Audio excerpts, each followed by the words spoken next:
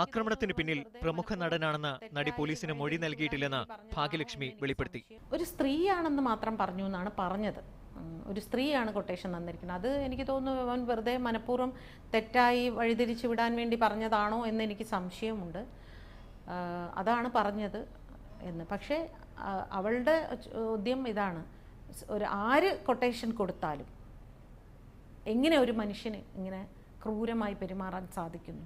Cinema ഇല്ലാതാക്കാൻ ഇടപെട്ടിട്ടുണ്ടെങ്കിലും ഇത്ര വലിയ ക്രൂരകൃത്യം പ്രമുഖ നടൻ ചെയ്യുമെന്ന് നടി കരുതുന്നില്ല. ഈ പെൺകുട്ടി തന്നെ എന്നോട് ഒരുപാട് സങ്കടം പറഞ്ഞിട്ടുണ്ട്. ചേച്ചി, എൻ്റെ ആ പടം കട്ട് ചെയ്തു, എൻ്റെ ഈ പടം കട്ട് ചെയ്തു എന്നൊക്കെ വളരെ വളരെ ദയനീയമായിട്ടും വളരെ ദേഷ്യത്തിലുമൊക്കെ ഇങ്ങനെ പറഞ്ഞിരുന്നു.